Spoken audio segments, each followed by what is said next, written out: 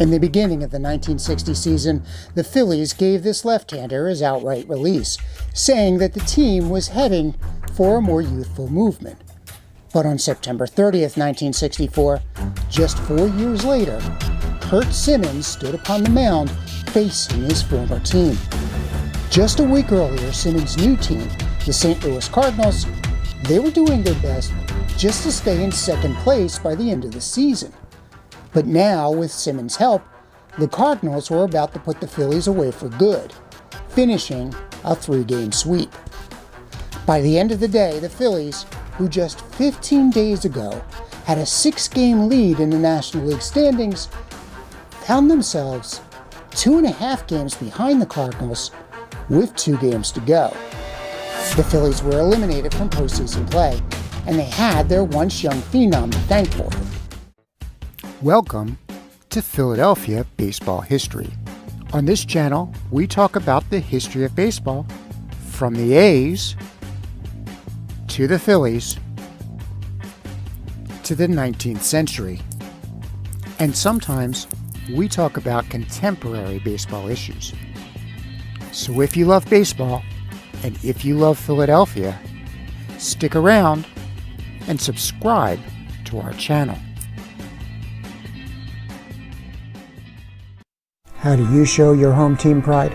With mugs, t-shirts, masks, phone cases, tote bags, and so much more.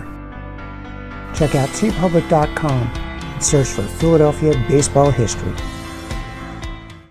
Curt Simmons made his major league debut with the Phillies at age 18 in 1947. Pitching on the last day of the season, the teenage star out of Whitehall High School near Allentown, Pennsylvania, Simmons went the full 9 innings, holding the New York Giants to a single run. This was the beginning of the Phillies youth movement, as Simmons joined Del Ennis, Granny Habner, and Pudd'nhead Jones on the team that once was the laughing stock of the National League. In the following year, they would be joined by the speedy Richie Ashburn and right-hander Robin Roberts. The Phillies now had the core of a team that would be affectionately known as the Whiz Kids and begin their climb in the standings. In 1950, Curt Simmons played a vital role in the Whiz Kids capturing the National League pennant. He had a record of 17 wins and only 8 losses, posting an ERA of 3.40. At age 21, this would be Curt Simmons' breakout season, and he most assuredly would help the Phillies take on the powerhouse of the American League, the New York Yankees, in the Fall Classic. However, in September that year, the National Guard unit of which Simmons was a member had been activated and was instructed to be ready to deploy to Korea. Ironically, Phillies owner Bob Carpenter had arranged for Simmons to join the National Guard, as Simmons was the right age for military service. And Carpenter thought that by serving with the National Guard, Simmons could avoid being drafted to go to Korea. But with the unit now being called into active duty, Simmons was no longer available for the Phillies, either to complete the season or to be placed on the World Series roster. Indeed, it was the strain on the pitching staff that almost caused the Phillies to lose the pennant at the end of the regular season. Yet, by the end of the season, Simmons had been placed on furlough by the National Guard.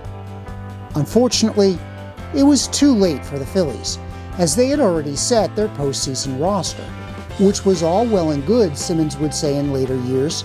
As he was training to be deployed, Simmons had gone a long time without throwing a baseball.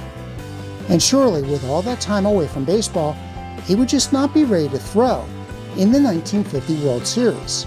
Without Simmons, reliever Jim Constanti was pressed into starting at least one of the games in the World Series, and the Phillies were swept by the Yankees.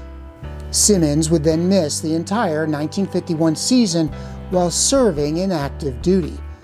And without Simmons, the Phillies, well, they slipped to 5th place. When Simmons returned to the Phillies in 1952, he was in all-star form. Picking up where he left off, Simmons went 14-8, posting an ERA of 2.82. He led the National League in shutouts that year with 6. The Phillies were once again looking forward to a quality performance from Simmons in the 1953 season. However, an accident with his new power lawnmower, it caused a severe injury to Simmons' foot, one that required emergency surgery. Fortunately, Robin Roberts, who was Simmons' next-door neighbor, heard what was going on at the Simmons household, and he rushed Curt to the emergency room. When Simmons had his accident on June 5, 1953, he had already posted a record of 7 wins against 4 losses and an ERA of 2.90. Miraculously, Simmons returned in time to pitch for the July 4th game. In fact, Simmons' midseason record was strong enough to earn him his second All-Star appearance. Unfortunately, after the accident, Simmons was never really the same pitcher. When he returned from his injury, he went 9-9 and finished the season with a 3.21 ERA. And while the Phillies were a mere 3.5 games behind first place when Simmons was injured, they would end the season a full 22 games behind the Dodgers. Still, Simmons persisted, earning his third All-Star bid in 1957. Indeed, after spending all or part of 13 seasons with the Phillies, Simmons had a record of 115 wins to 110 losses. His ERA with the Phillies was a respectable 3.66. But even after being cut by the Phillies, Curt Simmons was not quite ready to throw in the towel. So Simmons signed as a free agent with the St. Louis Cardinals. And in 1964, the 35-year-old left-hander had his best season yet. Simmons went 18 wins against 9 losses, with an ERA of 3.43. And while his absence played a large role in the Phillies' loss to the Yankees in 1950, in 1964, he had a 2.51 ERA against the Yankees and was part of a Cardinals World Championship team.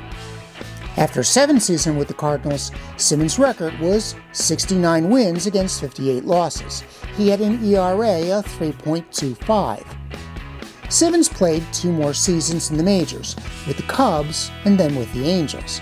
He would then join the Phillies as a coach in their minor league system in the 1970s, but he spent much of his time in retirement managing a golf course that he co-owned with his former teammate, Robin Roberts.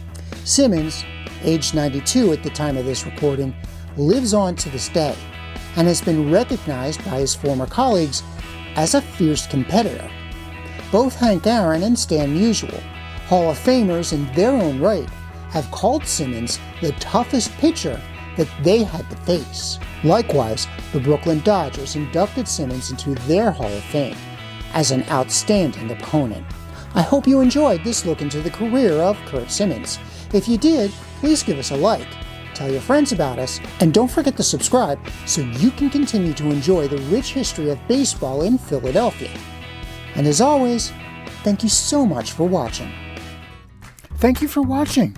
Don't forget to like, subscribe, and share. If you have any ideas for topics that we can cover in the future, please let us know in the comments below. If you would like to see more of these videos, please consider becoming a patron through Patreon. Again, we'll have a link in the description box below.